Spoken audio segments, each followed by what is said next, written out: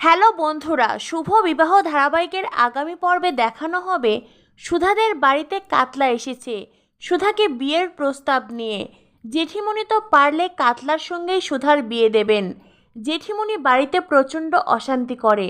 জেঠুমণিকে বলেন যে করেই হোক সুধার বিয়ে দিতেই হবে, নয়তো আমি সুধাকে এই বাড়ি থেকে ঘাড় ধরে বার করে দেব। সুধা তখন কাঁদতে কাঁদতে জেঠিমণিকে বলে, আমি চলে যাব, এই বাড়ি থেকে আমি চলে যাব, আর আমার জন্য যা যা ক্ষতি হয়েছে সব কিছু আমি শোধ করে যাব। এরপরে দেখা যায় সুধা কাউকে ফোন করে বলে, আমার জন্য একটি কাজের জোগাড় করে দিতে পারবি? এদিকে দেখা যায় তেজের ঠাম্মি তেজকে সুধার কথা বলেছে। ঠাম্মি সুধার সাথে তেজের বিয়ে দিতে চায়। তেজ তখন তার ঠাম্মিকে বলে, আমি জানি ঠাম্মি, আজ উনি তোমার জীবন বাঁচিয়েছেন, তার জন্য আমি ওনার কাছে কৃতজ্ঞ, কিন্তু ঠাম্মি পছন্দ তো এইভাবে হয় না। এই বলে তেজ ওখান থেকে চলে যায়। ঠাম্মি তখন তেজের মা ও বোনকে বলে, আমি জানি দাদুভাই একদিন এই বিয়েতে মত দেবেই, এটা কাননবালা দেবীর দৃঢ় বিশ্বাস।